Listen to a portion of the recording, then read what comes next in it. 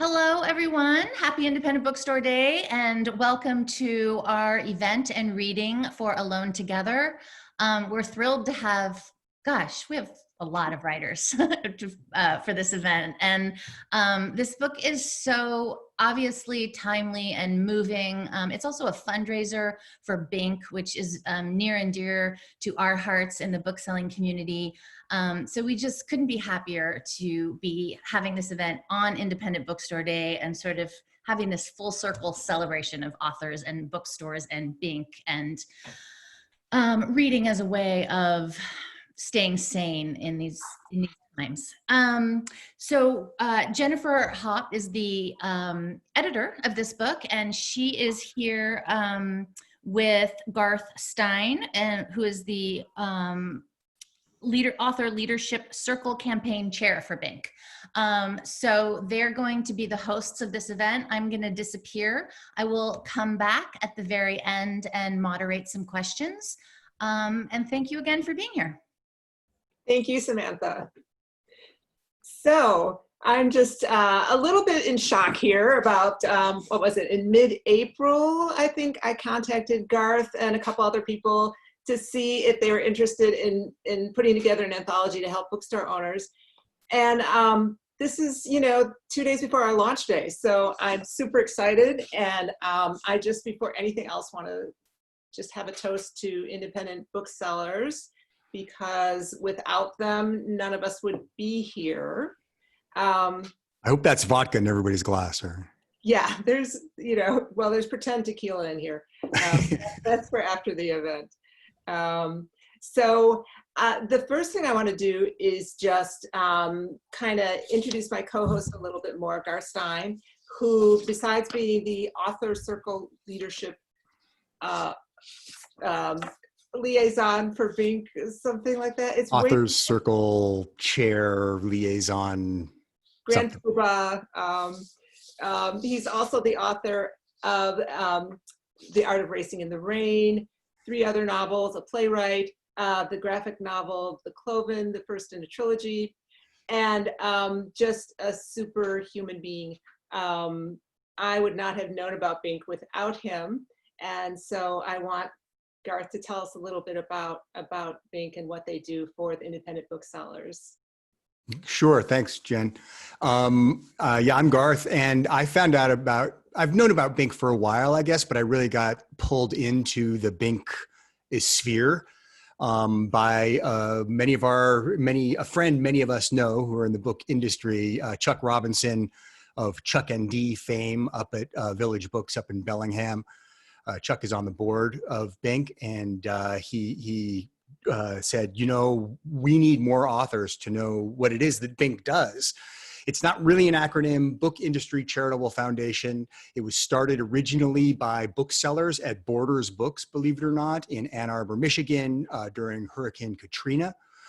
It was done to help out their other bookselling brothers and sisters who were suffering. And so employees at Borders voluntarily contributed part of their paycheck every week to a fund that would then be distributed to booksellers in need. And the goal was not bookstores necessarily, although obviously bookstores can be in need, but also booksellers themselves, the people who work in bookstores, the people who have to maybe work a couple of jobs because they're so passionate about their work in bookstores, they don't want to give that up. And maybe they get in a tight spot, they need a car needs to get fixed or a washing machine needs to get fixed and they don't have the cash. Well, Binc can turn around a grant in 48 hours of up to $2,000. And this has been really effective, started with Katrina. As I said, every natural disaster, it picks up a little bit more. And of course, COVID is the naturalist of all disasters, being that it affects everyone as opposed to just a regional storm or an earthquake or a fire. So it's been a real demand coming up this spring with all that's going on. Demand shot way up. They've hired employees. And Jamie's holding up signs. You know what? It'd be cool if you had like a drone that had a little flag behind it. You could fly behind you, Jamie. Yeah. But it's a great organization. We are very grateful that Jen came up with this brilliant idea to get authors together to help raise funding for booksellers in need. We believe very firmly that there's a very delicate ecosystem of the literary world. And, you know, there's booksellers, there's librarians, there's teachers, there's readers, and there's writers. And we as writers can't seclude ourselves from that and say, well, I wrote the book, now you go read it. No, we need to make sure that every piece is in place so that there's an audience there to read our books.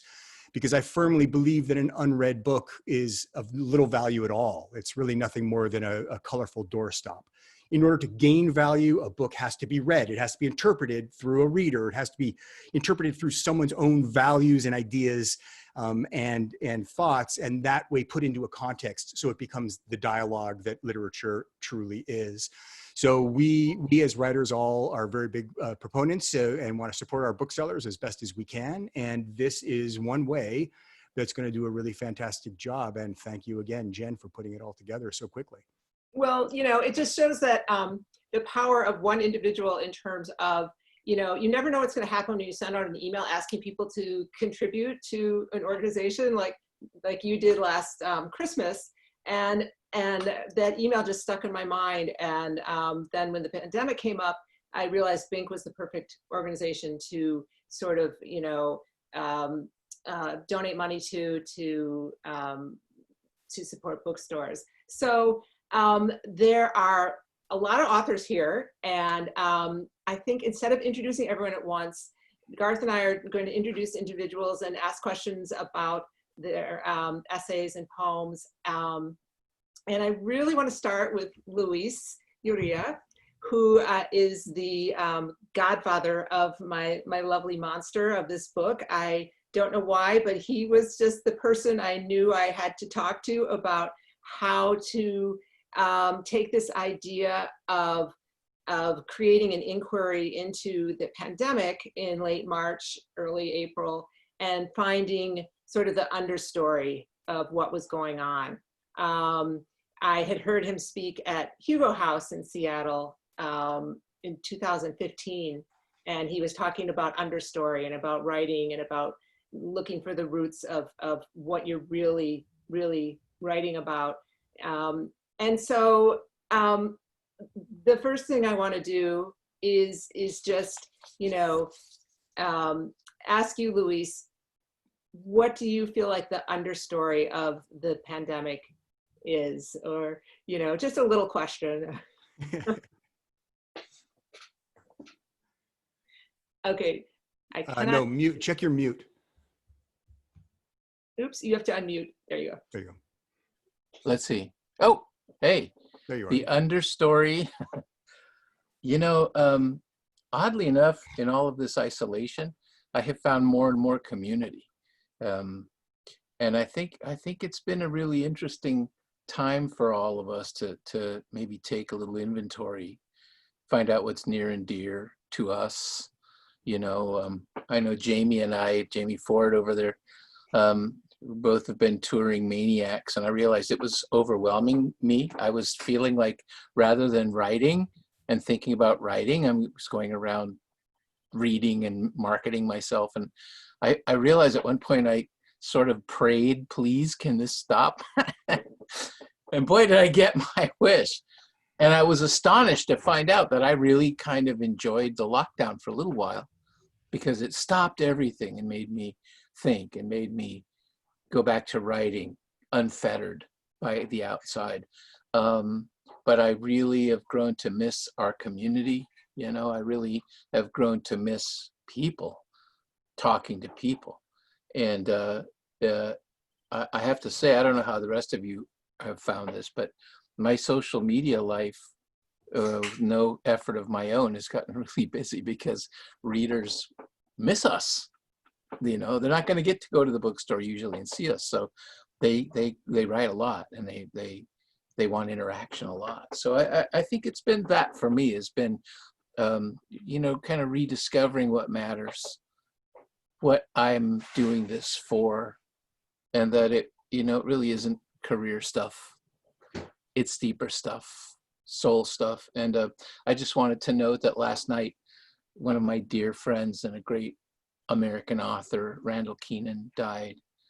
And it's been a real shock to me. We've been losing people in this virus, and not necessarily a COVID death, but Ache Carrillo, if anyone knows him, died of COVID earlier in the siege, in the plague. So it's just a time to recalibrate, I think, for me. Well, and thank you for mentioning that, because I think grief is part of the building of community, and I just want to say also, anyone who wants to jump in with something, please do, because that it's really a conversation among all of us, I think that's part of the beauty of this anthology, that of all the pieces that everyone has contributed. When I'm looking around and I'm seeing, there's pieces of grief and there's pieces of love and connection and isolation. And so I think it's all of that. And Jessica, your piece was interesting along that lines in terms of isolation, and talking about a time in the past when you felt isolated and how different it was during the pandemic. And can you speak to that a little bit? Sure. It's great to be here. So I have a day job where I work for one of the Harvard hospitals here in Boston, and we were doing a Zoom call, and they were saying, how are you doing? How are you managing this thing that feels so unfamiliar? And I realized, I sort of had a flash that actually this experience has felt maybe too familiar to me, because I did spend time in an isolation room in a hospital back in 1979 and had to be sterilized, couldn't touch people. And so I found myself relying and using that experience of how I got through that time to help me now. So that's, the boredom, the restlessness, the feeling, the need to connect, how to get through each day, all those kinds of things, establishing little routines. So I am using that experience to help me. And you had talked about the isolation being comforting in a way too, or just feeling different than the first time. Well, it's different because back then, I had this bone marrow transplant for a rare blood disease that nobody had ever heard of. And actually, that 1979, most people hadn't heard of a bone marrow transplant. So I felt kind of sort of like this exotic, weird thing that a lot of people didn't really understand what that meant. And so this time, I'm doing this in community, and that's a very different feeling, that everybody is going through this hardship, and we are all going through this together in our very, very different ways, of course, because all our situations are individual, and it does bring out all of, I think sort of, Louise, what you were saying, that you start to distill what's important, and you start to kind of peel away and pare out all the clutter. And so I think that brings us back to deeper feelings of the core of who we are, and that's so vastly different for each of us. So, but I do feel like I am doing this with everyone, and there's something about that. I'm not speaking such a foreign language. And then there's the shedding. The Gayle Brandeis, you wrote a beautiful poem about shedding. And do you want to talk a little bit about that, about just sort of how that came to be? Sure. I wasn't writing much. I still actually haven't written much this whole pandemic. I got sick pretty early on in the process. My doctor presumed it was COVID. I wasn't able to get a test until about a month after I started feeling sick. And by the time I was tested, it was negative, although my doctor thinks it was a false negative. So I had a lot of brain fog, which I'm still kind of finding my way through. But one word kept sort of rising up from all the news stories, was the word shedding. And the virus sheds, that's how it, makes its way out of our bodies. And I thought about all the different layers of that word and what we were shedding through this process, which some people have talked about already, just shedding the more extraneous things and getting down to the core of our lives. And this was the first poem that I wrote during the pandemic. it felt like a gift because words were so elusive to me. And so I was very grateful that something, kind of short and compressed that spoke to our time decided to come through me. Would you like me to read it now, or will that be? I'd love to. Yeah, I would love to. Yeah, that would be great. All right. Shedding. The virus sheds and sheds us of illusion, illusions of safety, of vanity, of separateness. The virus sheds and sheds light on inequity, on injustice, on our interdependence. The virus sheds and we shed tears, shed light for one another, offering compassion and commiseration, material help and ethereal hope. The virus sheds and we shed what doesn't serve us so we can focus on what matters.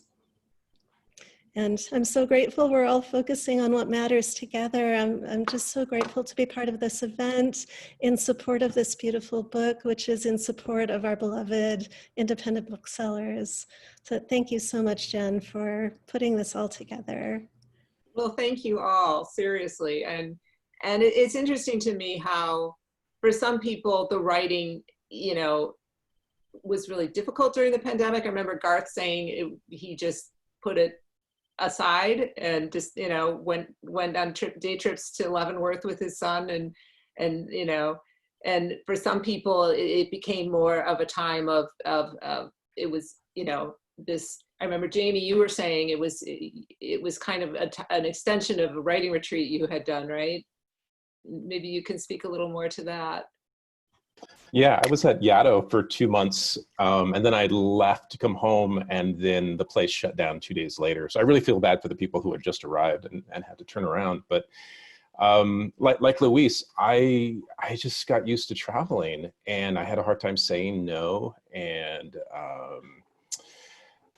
I've been home for 5 months, and I realized this is the longest contiguous piece of time I've spent home in probably 5 years, which is crazy. It's like suddenly I'm figuring out who I am, and I'm not that person just staggering like a zombie through the airports all the time. So it's affected my work. I've been very productive.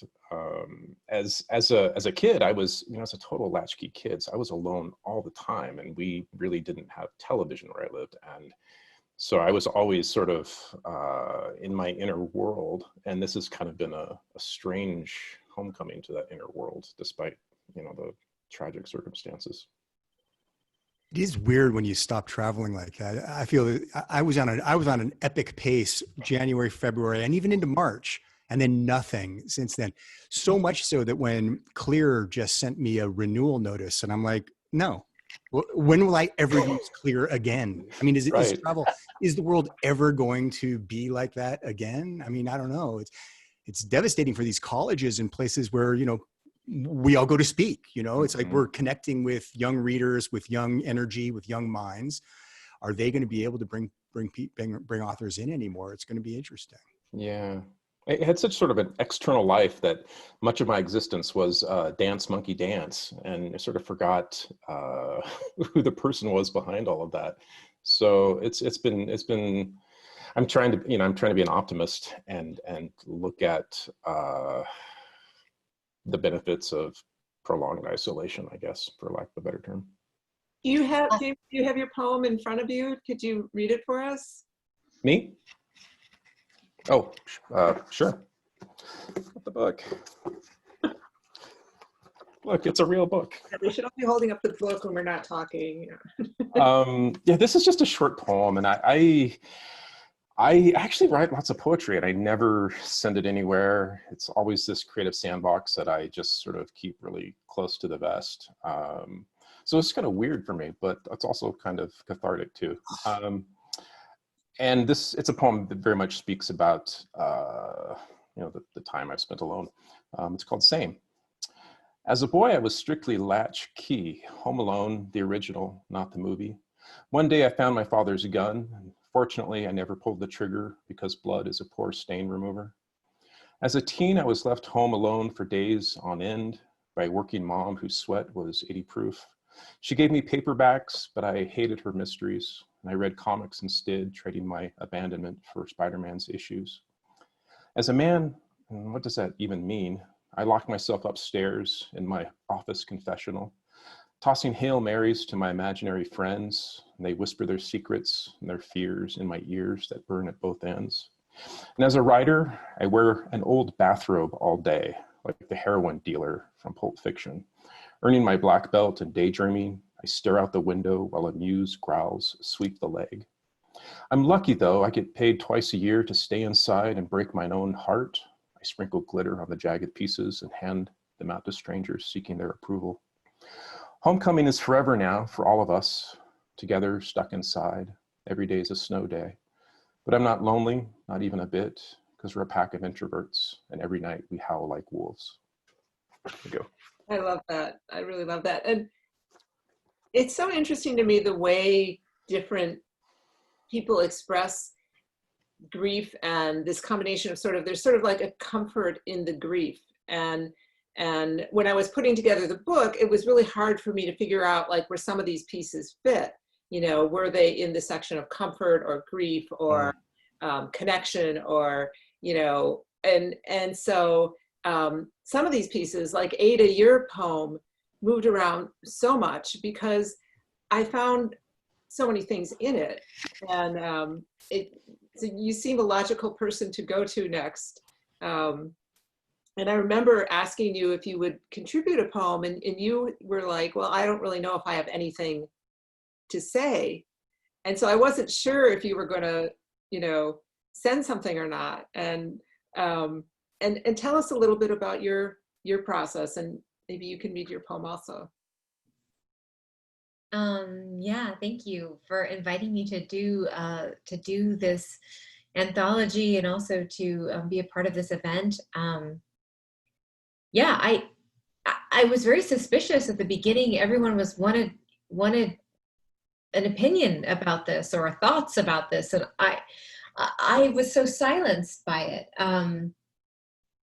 And when I say silenced, it wasn't so much that there was nothing there, it was that there was too much there.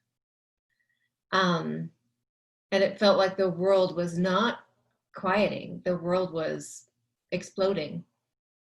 And I didn't really know how to comment upon it or observe it in any meaningful way. So I was happy that a poem came. Very happy that a poem came, and happy to be part of this event. Just, you know, I spent my, from 15 to on and off, 15 to 19, I worked at or almost 21, worked at my local bookstore in Sonoma, California, Reader's Books. And I adore them. And I know they're also in the midst of the fires as well. And they're just, you know, I have a picture of me working there when I was 15. And it's, you know, I think part of the reason I'm a poet is because I was also that little girl that got to dust the poetry shelves. So yeah, so this poem came out of trying to figure out how to grieve and what collective grief meant. And what it was to experience collective grief without a collective mourning. Not the saddest thing in the world. All day I feel some itchiness around the collar, constriction of living. I write the date at the top of a letter, though no one has been writing the year lately. I write the year. Seems like a year you should write, huge and round and awful. In between my tasks, I find a dead fledgling, maybe dove, maybe don't know to be honest, too embryonic, too see-through and wee. I don't even mourn him, just all matter of fact like take the trowel, plant the limp body with a new hosta under the main feeder. Seems like a good place for a closed-eyed thing, forever closed-eyed. Under a green plant in the ground, under the feast up above. Between the ground and the feast is where I live now. Before I bury him, I snap a photo and beg my brother and my husband to witness this nearly clear body. Once it has been witnessed and buried, I go about my day, which isn't ordinary because nothing is ordinary now, even when it is ordinary. Now, something's breaking always on the skyline, falling over and over against the ground, sometimes unnoticed, sometimes covered up like sorrow, sometimes buried without even a song.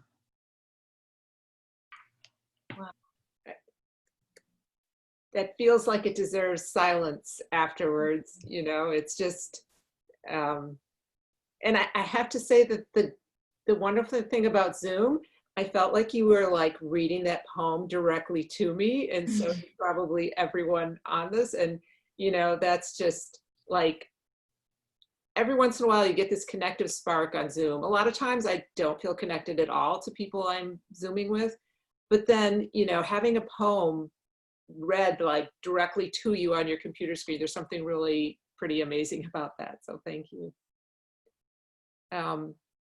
Kevin, I want to talk to you as a bookseller and an author, and you really, you know, were at the heart of the storm being a bookseller at Powell's, and the essay you wrote about the sort of grief and all of it of losing that sort of your place in the world. Tell us about that.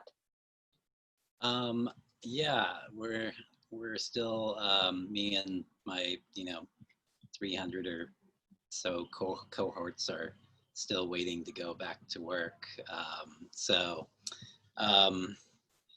Yeah, it was just kind of a shock, like there was a few days where people were talking about it, and I run a lot of the author events, and that was interesting because we started to do this thing where we were like spacing out the chairs, and like we were like disinfecting the chairs, like before all the events and stuff, and it was very like way more like labor intensive than usual.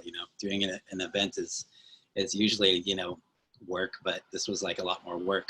And then we had people who who had called in to the store and were like voicing concerns, right up to that last day, like saying like, oh, this author that's at the store tonight just came from a reading in Seattle, like, is that safe? And so it was very strange. And yeah, I remember talking. Scared?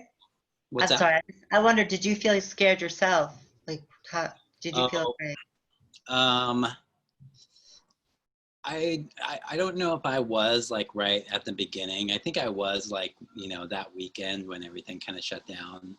And I don't work on the weekends, and I think the store actually closed like on a Sunday. So so I wasn't there. It sounded like it was, from what I heard, it sounded like it was pretty like strange and kind of sudden. I've been concerned and freaked out like a bunch of other people, obviously, and I'm in that or close to that age group that like can have a lot of problems with it if I get it. So that's that's been a big concern. So I was definitely very like careful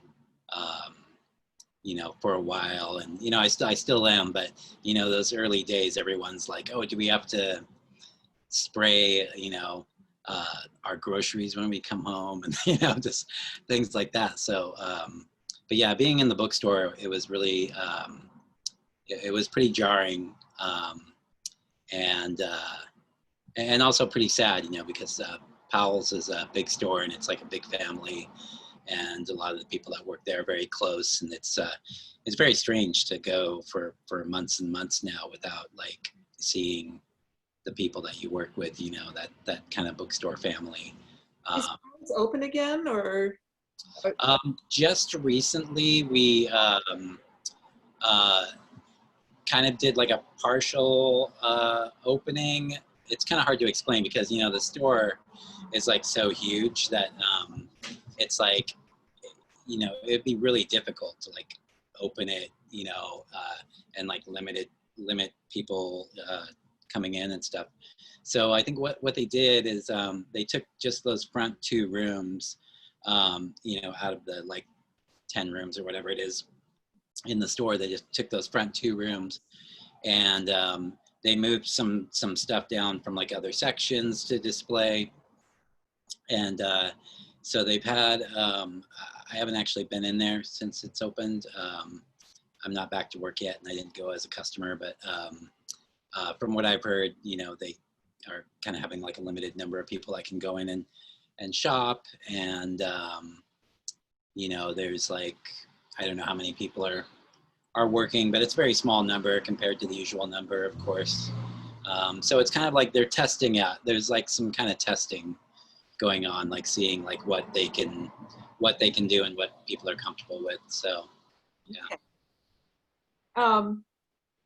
I wanted to move next to Scott James. You wrote a wonderful piece called Ghost Story, or Ghost Town, about how San Francisco's changed and about your experience with that. And can you tell us a little bit about how you came to writing your essay? Well, I thought it was, we were probably, San Francisco was one of the first big cities, I think, to shelter in place, and fairly strictly and fairly quickly before anyone else. So we experienced that sense of isolation before others. We experienced the mask mandate before others. So observations that I was able to make were that, you know, we went months without seeing people smile, because you see people, you pass them on the street and you don't know if the person approaching you is menacing or friendly. All you can see are eyes. Ghost Town, I live in the Castro, which is a kind of a famous neighborhood here in the city. And normally it's crazy with people out on the streets and having a good time. It's got a great nightlife. So it was especially jarring to us to have all of that just disappear practically in an instant. And the only people left on the streets were people, frankly, who were already there, people who were living on the streets, people who are unhoused, or people who have mental health problems. And so when you did venture out to do an errand, that's what you would encounter. And it would be, you would think, well, is this all that's left of the city, are these people? But people were here. They were all in their homes. They had their shades down. They were sheltering. But on the streets, it was just quite jarring to see the life that was left on the city after we all had to stay in our homes. So that was the premise of the Ghost Town article. And have things gotten normalized at all, or? I think, you know, it's interesting because what we're doing is now places are building little additions on the sidewalk so they can have outdoor dining, and people are starting to emerge. But there were certain things I noticed right away that were kind of odd. One was that people, I don't know if anyone else experienced this, but people were very reckless when they were driving in those first months of the shelter in place. There were so few cars on the road. I have a little dog, so we would take her out to walk. And several times we almost got run over by cars that would just blew through red lights or stop signs. And I notice now there's some statistics that are finally coming out where this has been studied. And in fact, fatalities are up across the United States involving vehicles, and yet the number of cars on the roads plummeted during that same time. So even though in March and April barely anyone was driving, the number of deaths on the roads went up. So it wasn't just my imagination. It was kind of a dangerous, reckless time. We see a little bit less of that now. Things do appear to be changing back to normal, I think, or more normal than they were. I felt like that in Seattle too. I mean, did you see that at all, Sonora? You live right in the city, and I mean, it felt like it was a ghost town on the one hand, but on the other hand, people were like driving more recklessly, and just the whole feel of the city felt different to me. Yeah, I mean, for sure, when things first shut down, the streets were empty, and I was taking pictures and texting them to people outside, you know, back to my family in India and my son in Boston, and saying, can you recognize this? Like, you know, feeling this sense of like weird excitement at everything being shut down. Like, is this possible? This is like a strange film, and the apocalypse, and, you know, trying to make these macabre jokes to kind of cope with the fear of what was going on. And then now I'm the woman that screams at people for not wearing masks, or, you know, for running in the streets without masks on, or groups of people getting into boats and saying, are you a family? Are you all together? You know, those kinds of things. So I've become that person because all of that is happening. And of course, then, you know, with Seattle being one of the places with the Black Lives Matter protests being centered here, and seeing how those protests and those gatherings became this sort of parallel to what our lives were, where we were trying to encounter in our loneliness and our solitude, we were trying to encounter who are we and where do we belong, and who are we alone in our hours, and then encountering that as a nation, who are we as a nation and what do we stand for, and recognizing those parallels between the two things, and feeling the grief and the responsibility and all of that, feeling, and, you know, knowing that my students were out there. I teach journalism, and, you know, teaching them online and seeing the grief on their faces, seeing, you know, they were witnessing tear gas coming in through their windows. They live on Capitol Hill, and, you know, hearing from them, all of that just made everything so real as to, you know, this, on the one hand, we're all alone and we're required to be all alone. And on the other hand, we're asking these big questions of ourselves as humanity and as people who have to stand up for something and march in the streets for something. So I think all of that was happening around us in Seattle and in the country, and it was collective grief and anguish and anger and rage, you know. So sort of like witnessing all of that going by my window has been a strange thing. And we're just joined by Ralph Eubanks. Good evening. It's good evening for you now, right? Yes, it is 5:40. I feel like time has sort of like done this weird thing since the beginning of the pandemic. And you know, it's interesting, Sonora was talking about just the whole, the pandemic. It's not just about the pandemic, it's about how our society is changing. And I wanted to talk to Ralph a little bit about that, and then also to Roberto about that as well, because both of your essays really cover so much more than the pandemic. And Ralph, you know, your essay was all about wearing masks, and tell us a little bit about that and about how your essay came to be.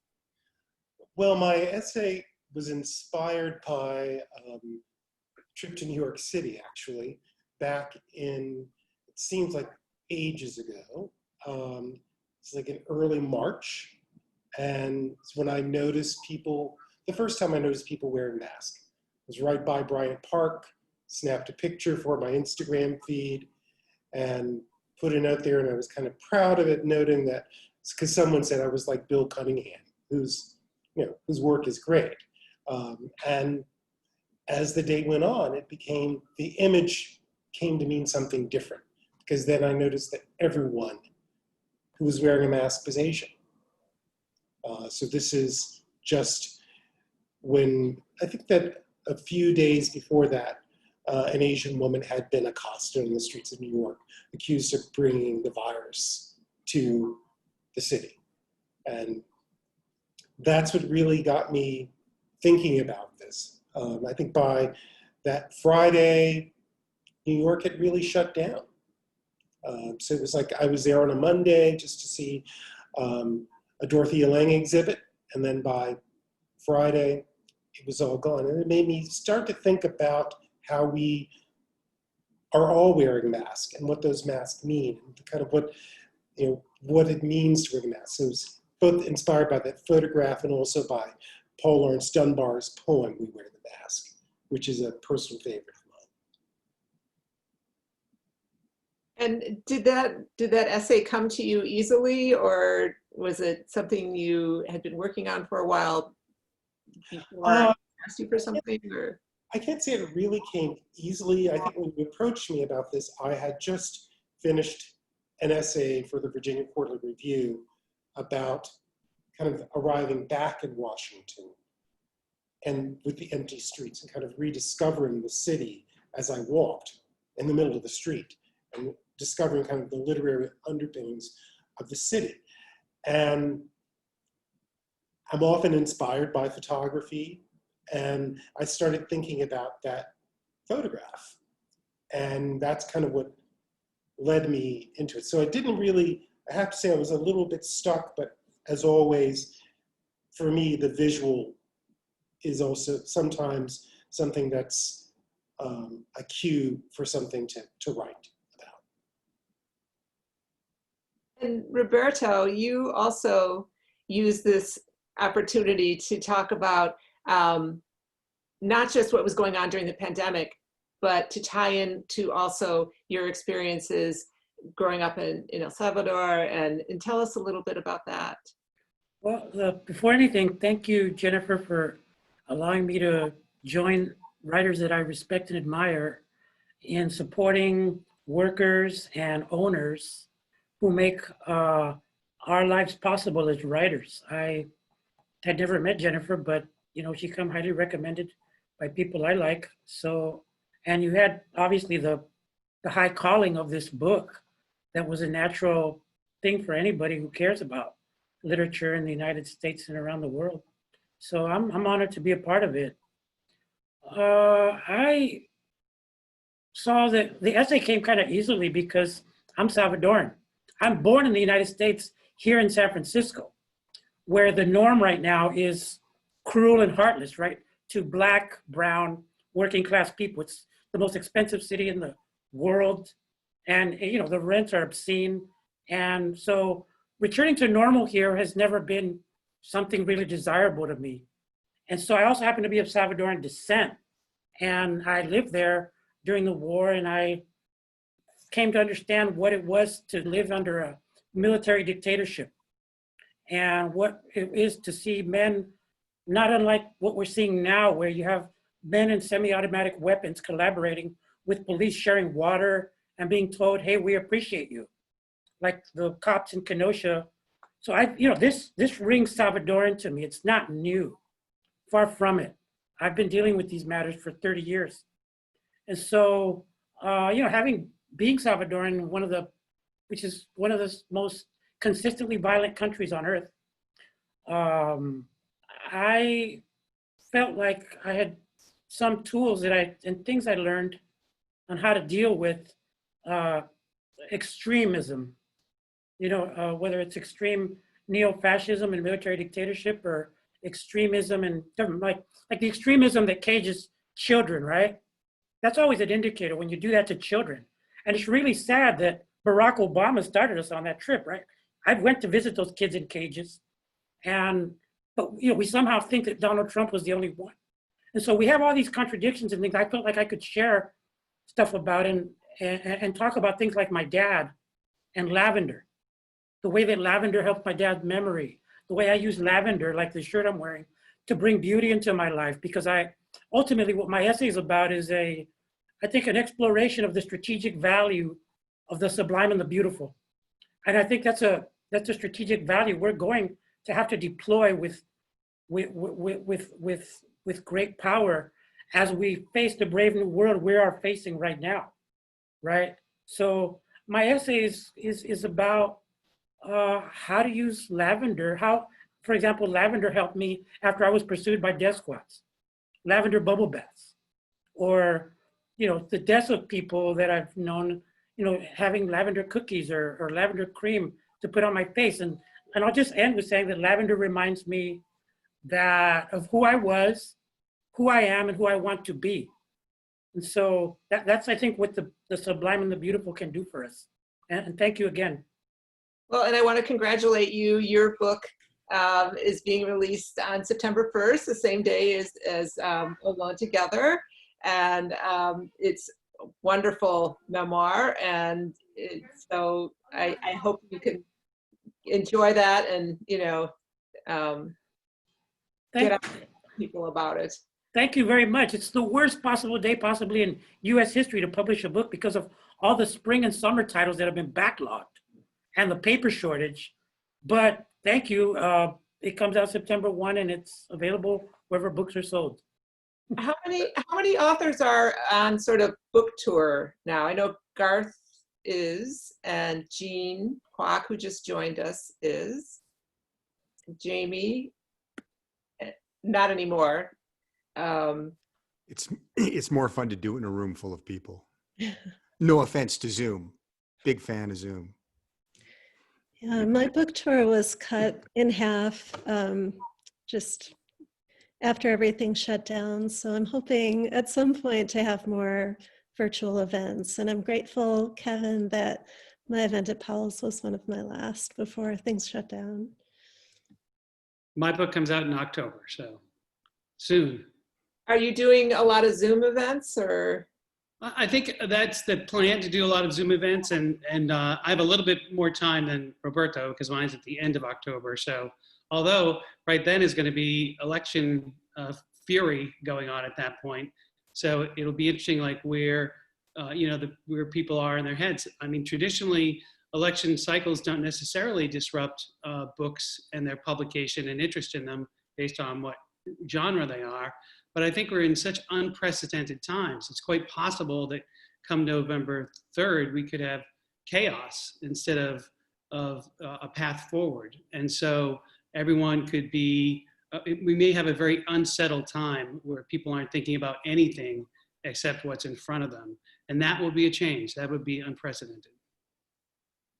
Well, I'm also hoping that people want entertainment and, you know, distractions and from the— Well, that is the flip side. I mean, I've heard from people, I work in the news media, and I have heard colleagues say, you know, we're desperate to report on anything other than COVID and politics. And so, but I don't know what the public's consuming. Myself, I find myself like looking for the British baking show before I go to bed, because I'll watch like the news or something, and I need something to get out of all of that and to calm down so that I can rest. So I'm probably not alone in that. But unfortunately, I didn't write a British baking show book.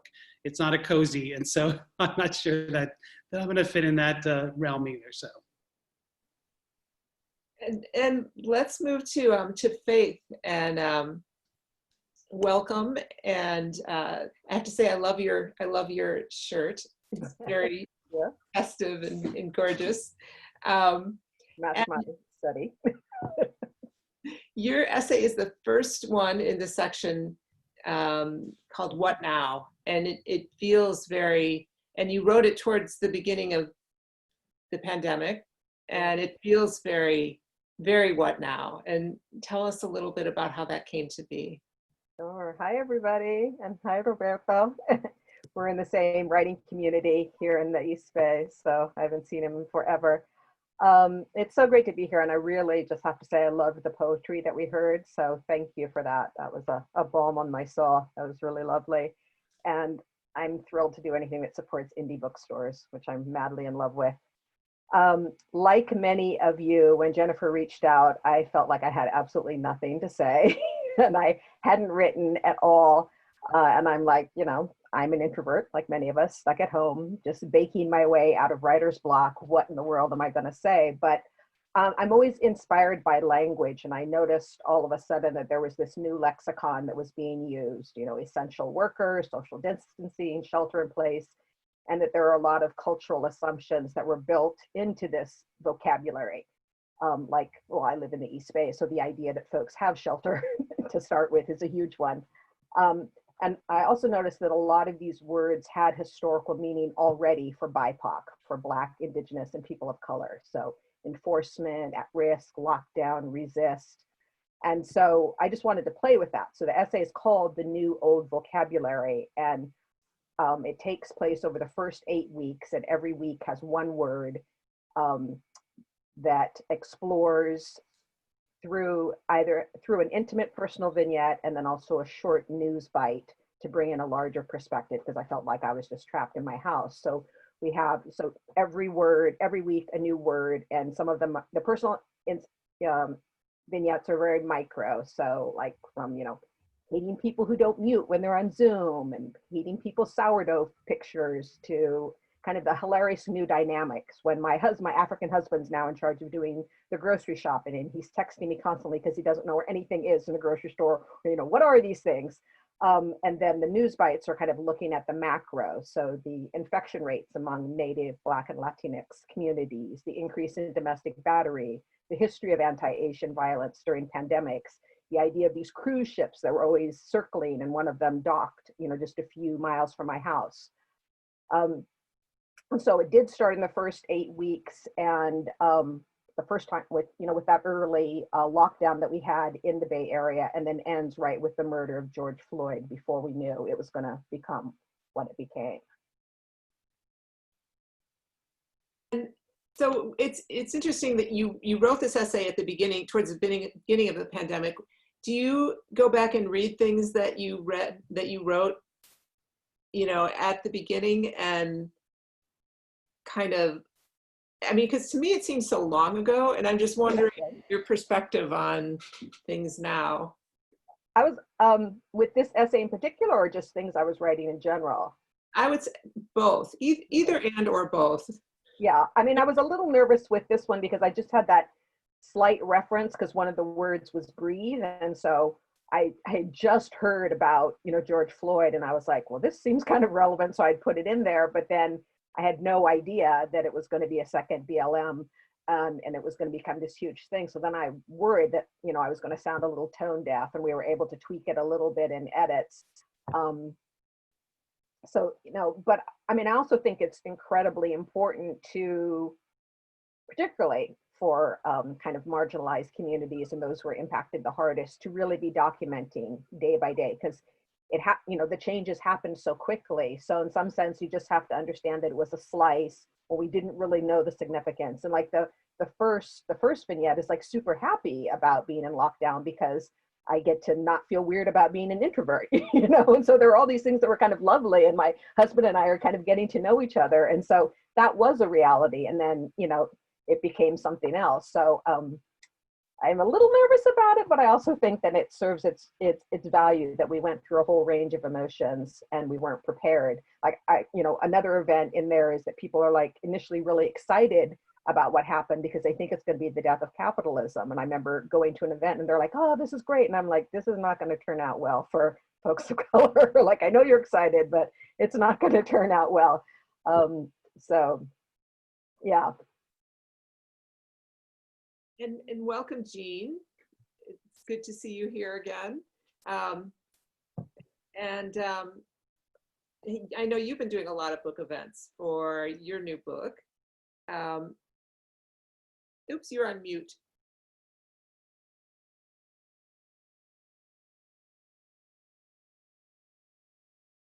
Hello? Hi, sorry.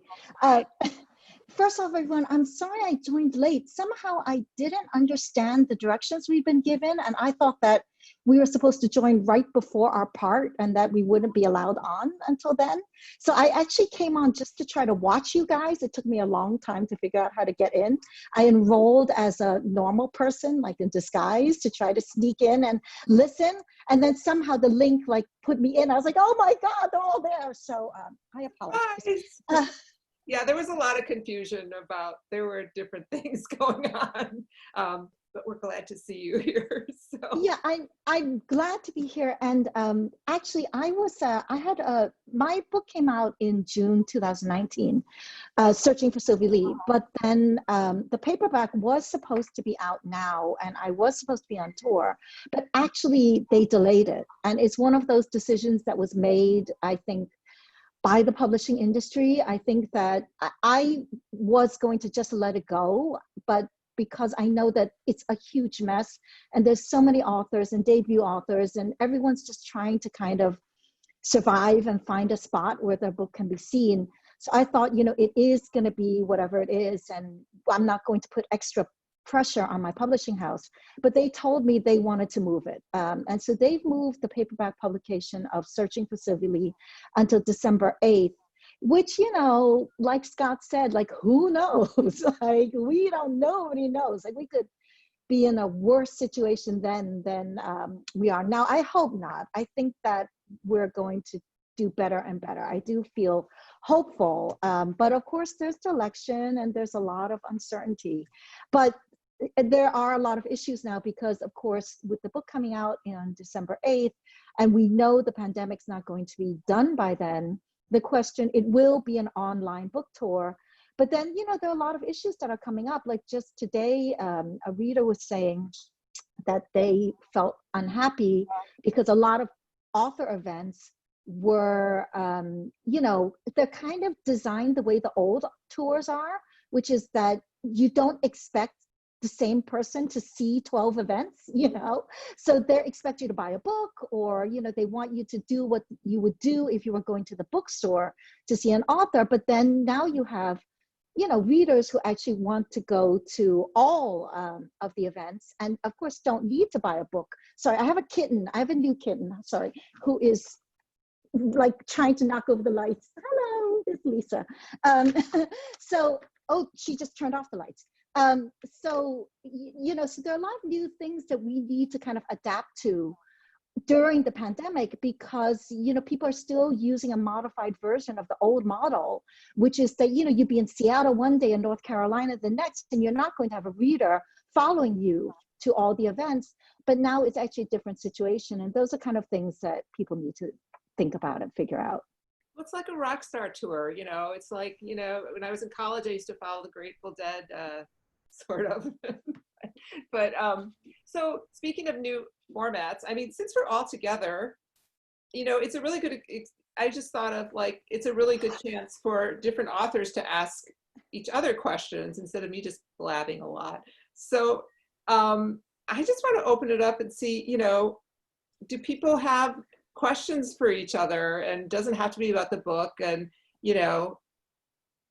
let's just talk about things. I mean, can I jump in with a question? I'd like to jump in because when I was reading Roberto's essay, and I was like fascinated by the lavender cure, because I've been finding that I'm a little concerned about my memory, in fact, and I wonder if it's a general theme or if I have to worry about it. I'll be outside, I'll be like doing something, because now people do things, right? But then I forget that we're like in this kind of quasi lockdown, because things are very masked here and very restricted in restaurants and so forth. And I forget, but I start acting almost as if it was a year ago. And yet then I find myself sort of completely discombobulated by the fact that I forgot what all is going on in this bubble that we live in. And I'm wondering if Roberto, if you think lavender would help that. And two, is this just me? Is it, or are other people feeling this way as well? Well, I was happy to send you some of the studies that I've looked at as far as memory. Like they give lavender, they've shown that they give children lavender to see if their reading memorization of paragraphs improves, and it does. And there's experiments with elderly people, and they're not just like kind of some new agey thing here in the central coast of California, but actually with some scientific basis. I think the nature of time is changing for all of us, right? And I think the nature of space for all of us is changing, and those two affect memory, right? If you're in the same seat, looking at the same screen, and the same bad news every day, you're gonna feel very much the same. So you kind of gotta be like Rambo and disorganize your senses and move your body, I think, in ways that violate the norms that I think the state is instituting on society right now. That's great. I agree. It is that repetitive, and it's this slight breathing that they give us, and then they're cramping down again. And we're up in Seattle, and it's we don't know where we are. We don't know, we're trying to make plans. My kid wants to travel. I'm like, geez, I don't know when we're going on an airplane again. One of my kids was like, who was in film school in the Czech Republic in March and got sent home. He was in the college there. And he's like, when do I get to go back to the Czech Republic? And I'm like, dude, you tell me, man. I do think the whole idea of not knowing when something is going to end, is just that added challenge. You don't, I don't know about all of you, but I do make these little goals for myself. And, if you don't know when this is all going to stop, there's this, I find myself going through accepting it, and then I want to rebel against it, and I'm accept it again. And there's sort of this back and forth thing happening. And I don't know how long it's going to go, except that I keep telling myself, yes, it will end. The 1918 pandemic ended, that sort of thing. But I also have like a physical disorientation of just wearing the mask and going out and having glasses on, and if they fog up, and then suddenly phone, I find my whole, where I am in space, like someone else was saying, tripping because of those things. So it is awkward. Yeah, and just, thinking about memory, both trauma and grief, both affect our memory and can make memory difficult. And we're going through this, collective communal trauma and grief right now. And I think it's no wonder that our memories might be feeling a little jarred or a little confused. And I mentioned that I feel like I've had some brain fog from my dance with the virus, but I think also, even if you don't have the virus, that just our times are really hard for our nervous system to process. And I once had this really fascinating faculty training about trauma-centered education, where we learned about windows of tolerance. And the word tolerance here it's not related to racism or, how we usually use tolerance, but what our nervous system can tolerate. And when we're in that window of tolerance, we can absorb new information, we can learn, we can remember really well. But if something jars us out of that window, whether trauma or some other shock, it's harder to absorb new information and it's harder to remember it. So I think all of our nervous systems are, just pedaling really quickly, trying to catch up with our new reality. And it's so tricky. It's such a challenge. I just returned to the classroom, which has been a challenge. So I returned to a classroom of 13 students. My first class was Tuesday. By the end of the week, I had 4 students on Zoom and 9 in the classroom. So I'm kind of teaching to a screen and to actual people in a room with everyone masked and everyone distant from each other. And Thursday was a very difficult day because by Thursday evening, there were more emails from students. So I'm back in Oxford, Mississippi, home of Square Books. I don't know how long I'm going to be here when I return back to Washington to teach from my basement. But I wanted to teach in person. And I'm experiencing a little bit of trauma, kind of seeing my students go through that. And also the daily fear that, am I putting myself at risk? And it's difficult, but I also feel that in a time of this great change where I'm teaching both Southern Studies on Southern Memory and Identity in a class on Civil Rights and Literature, I felt this need to do this in person. I didn't want to do this virtually. These are kind of the issues of our time. And in spite of this virus, I wanted to teach these things in person. And it's, so I'm in this back and forth kind of mode. And by Tuesday, I may only have half of my students in the classroom. So I just don't know. Yeah, it's really different teaching on Zoom than teaching in person around a table with people, or, having that exchange of energy. So I definitely, I feel you. You know, what's interesting is that I'm actually in the Netherlands, which is in a slightly different stage from the United States. So they cracked down really early and fairly hard. And because the Netherlands is, of course, a small, very social country where, you know, people are pretty good about listening to the rules, although there have been protests and so on. So they were able to bring the pandemic down from a peak to something that, you know, was very manageable, to a very low number of cases per day. And we are at the point where exactly, you know, this is the weekend right before school starts. And on Monday, you know, this coming week, my husband starts a new job, and in person, you know, he's going to actually go back into the office in person.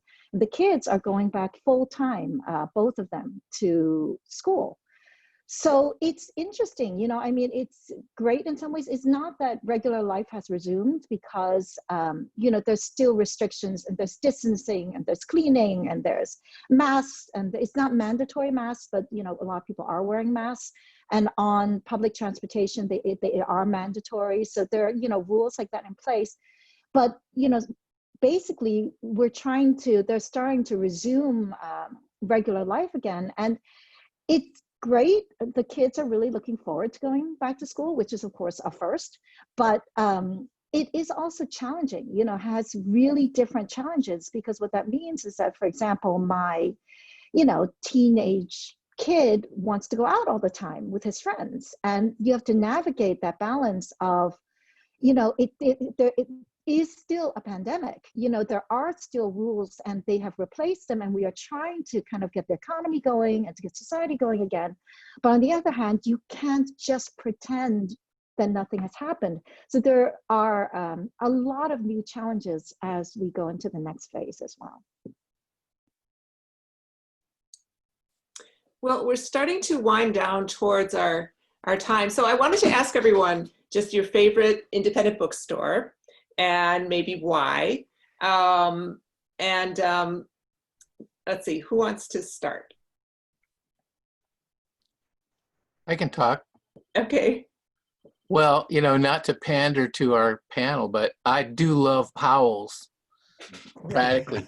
But I'm so blessed, or I was anyway, to travel so much, because there are so many fabulous independent bookstores all over the country. It doesn't matter size, you know, it's always the soul in that store. Those are my people, you know. So you go to Eastern Oregon, you go to Enterprise, there's a little bookstore there called That Bookstore. I love them. And there's a great one, Jamie knows it, in Bozeman, you know, Changing Hands in Arizona. So one of the things we try to do as a family is order lots of books and have sort of a circulating order. We put in, you know, Moscow, Idaho, you know, small independent bookstores all over the country to keep business going for them, because it really matters, you know. So it's hard for me, and I bet it will be for a lot of people, to name a favorite. Well, your event was really great, Luis, at Powell's. I remember that being one of my favorite events last year, I think it was. Thank you. Powell's, of course, is a big one. I also love Square Books in Oxford, Mississippi. That's a really awesome bookstore. They do great events at Square Books, man. Yeah, great little community. I also love Skylight in Los Angeles. Oh, yeah. Is super good. Just the places that have really smart, passionate booksellers are always like the best places. So Broadway Books here in Portland too is great. So I have to put in a plug for Elliott Bay Books here in Seattle, because it sort of satisfies everything for a writer. You know, there's all the books and all your favorite authors, and little, you know, nooks that you discover something new in. And then there's all the food in the cafe next door. And, you know, I sit and I write there with writing buddies, and there's all this wall of authors' pictures sort of blessing you as you write. And and all the events and the readings and everything. So there's always something going on. It's sort of like an anchor, I think, for a lot of us writers here in Seattle. Well, I want to put a plug first for Strand and Powell's, two great bookstores in the U.S. But if I'm forced to choose, I have to say City Lights. It's founded by a poet. It has books, even including books by a guy that my dad worked with at Southern Pacific, a guy named Jack Kerouac, here in San Francisco at the railroad. And it's unapologetically political at a time where we have to be unapologetically political. And they're just, they treat their workers well, and people I know there love to work there. So City Lights. I'm going to jump in from Roberto, because I actually have a quote from Lawrence Ferlinghetti opens my next book. And of course, we get in big trouble here in the Bay Area by picking favorites, because we have Book Passage, we have the Booksmith, we have Kepler's, we have so many great stores, Books Inc. But I want to give a shout out to a little store in Oakland called A Great Good Place for Books, which is Kathleen Caldwell runs that. And one of the things I found amazing about her tiny little store, and she's got a great community, is she has this table there. So it's always in my dream as an author to be on her table, because her table is of these little stacks of books that are all the different book reading clubs that are in her neighborhood. So there's the Smith Street one, the Jones Street one, and she puts them on the table. So when you go in to get your book for your book club's reading that month, you get to see what all the other book groups are reading. And then that's how you decide what to read next. And I always thought I would like to be on that table so that somebody can look and say, I want to read that guy's book next. That's a fun store to do an event in, because it's just, but every little bookstore has its yeah, it's a hallway essentially. And so you have 30 people lined up. And so you have to really work. It's an aerobic workout to do an event. And don't forget Rakestraw Books in Danville, Michael Barnard. And in Seattle, there's so many, we will get in trouble. I know somebody's going to get yelled at, but Island Books is my hometown book. And then Eagle Harbor and Suzanne Selfors took over Liberty Bay Books. Secret Garden, Finney, Madison Books, what do they call it? The Finney Ridge, Finney Books? What'd you say, Jamie? Third place. Third place, of course, the big third place. So there are so many books that we all love our bookstores. I'm here in Boston, so we have a lot of independent bookstores in my neighborhood, probably within 4 or 5 miles. So I live in Brookline. So Brookline Booksmith is my hometown bookstore, and I've done all my launches there. Newtonville Books is a wonderful bookstore. I have my favorite in Coral Gables, Florida, where I used to live, Books and Books, when there was just one. And I read some of my early stories there that, Mitch Kaplan was always so welcoming. So I think like all of us, we could probably list 20, 40, and certainly going on tour, that was just the highlight of walking into every independent bookstore. Always, it felt like everyone was different, everyone was unique and beautiful, sort of just real treasures in our country. I think we have to have another book launch once the bookstores are all open, because this is just too weird having a book launch where, it's like, I want to have a big party with everyone. And we're going to have an event at Town Hall, and it's like on Zoom. That's just not the way an event at Town Hall should be. I just want to add that I love Point Reyes Bookstore, the small bookstore in Point Reyes, and Reader's Books, of course, in Sonoma, and then Open Book in Minneapolis, and Raven Books in Lawrence, Kansas. Those are, every bookstore you've mentioned, I'm madly in love with, and I agree. I think walking into a bookstore is it's like coming home, and you can be traveling and on the road and weary, and you walk in and you're like, oh, it's okay, I'm home. And it's hard not to be in them right now. Yeah, when I first moved to Lake Tahoe to teach here at Sierra Nevada now University, I was worried that there wouldn't be any independent bookstores, and I was so delighted to find that just down the mountain from us in Reno, there's the wonderful Sundance Books and Music, which is a bookstore in this beautiful old house. And the cookbooks are in the old kitchen, and it's just a delightful place. And they're so supportive of local authors. And when I discovered that, I thought, okay, I could live here. And since then, another wonderful new bookstore has opened in Truckee, California, which isn't too far from me, called Word After Word. And after Margaret Atwood's quote, "A word after a word after a word is power." And they actually just moved into a larger space just as things shut down. So I haven't even been in their new space yet, but I'm very, very eager to do so. And I'm really grateful for those two stores as well as all the ones that have been mentioned. I wanted to put a plug for two Black-owned independent bookstores, Busboy and Poets in DC, which everyone knows, huge cultural center with a restaurant and so many exciting things, events going on there. And then Harriet's Bookshop in Philly, which just does women authors, artists, and activists. It's named after Harriet Tubman, and they have a great Instagram presence as well. Well, I'm leaving this event and I'm actually going into Square Books. I'm here in Oxford, Mississippi.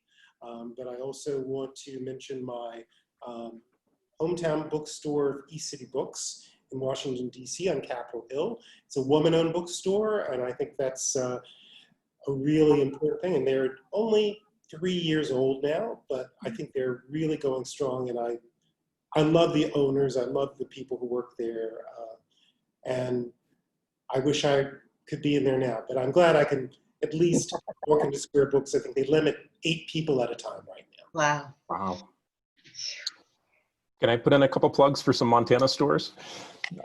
In Missoula, Fact and Fiction and Bozeman Country Bookshelf. And in Great Falls, there's a little bookstore called Cassiopeia, and the owner is a friend named Andrew. And it's been interesting, as writers and poets, we find our voice. And it's been interesting to watch Andrew find his voice as a bookseller. It's like he just decided, you know, he only has so much square footage. He was a first-time bookseller. He bought this bookstore that he's owned for 4 or 5 years now, but he just decided, I don't have room or time in my life for James Patterson books, and they just went away. And he walked in one day and he bought the store from someone else, and so it was set up for their tastes. And he walked in and he's like, you know what?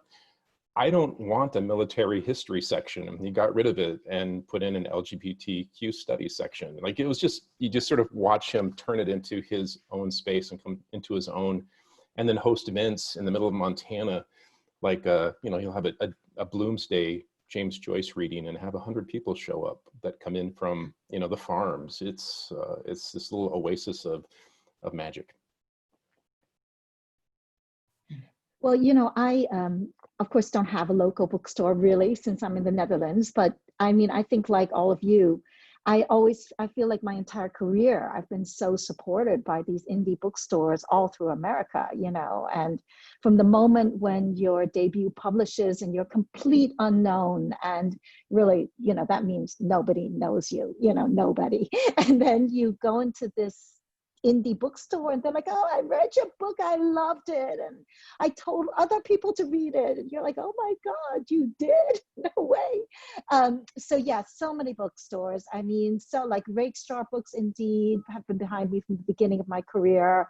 Also, you know, Left Bank Books, Flyleaf Books, Tattered Cover. I mean, A Great Good Place for Books, Powell's. I mean, there are just so many that you can just kind of, you know, rattle off. And then recently I went to a new one, Bookmarks in North Carolina. And that was a great, you know, they're new and I think just a couple of years old. And again, like filled with such passionate booksellers and amazing people. I mean, let's not forget, of course, the staff is incredible in the indie bookstores, but I love the community that they create. That, you know, you have these readers that come and you can tell the readers like to hang out there. They know the staff knows them. They like looking for books. They know each other, and they just build this kind of world that is, I think, kind of what the world is supposed to be, right? It's such a good point, and it's such a good ending point too, because, you know, part of the reason I put this book together was because I felt like independent bookstores are the pillars of democracy, really. They're the place where we all meet, we get together to exchange ideas. We, you know, they're welcoming to everyone. I mean, you don't really hear of, I have never heard of like an intolerant independent bookstore owner that doesn't support, whoever. I don't know, Faye's making a face. But I just feel like it's important that they shouldn't go away, that independent bookstores need to be not wiped out by these big conglomerates. And I just thank all of you so much for being part of this community of All Together, Alone Together, whatever the name of my book is. Thank you so much for asking all of us to be a part of it. Yeah, really wonderful. Yes, thank you so much. Thank you, and I hope we raise a ton of money for Binc. Yes. Buy through Bookshop, right? Bookshop. Yeah, I want to say thank you on behalf of Independent Bookstore Day. Thank you all so much. Wow, your checks are in the mail for all the free advertising our stores got. But to hear your love and understanding and appreciation for independent bookstores is really meaningful and just very moving. So thank you for that. And thank you for your work. And readers, this book is available at your local independent bookstore, either in person or online. It's an amazing collection. It's really moving. It's really comforting. It's really smart. And you can get it on bookshop.org if you don't have a favorite indie bookstore that you want to use. And proceeds go to support booksellers in need. And there's a lot of booksellers in need right now. So thanks again. Thank you, Jen. Thank you, Garth. Thank you, everyone. Thank you.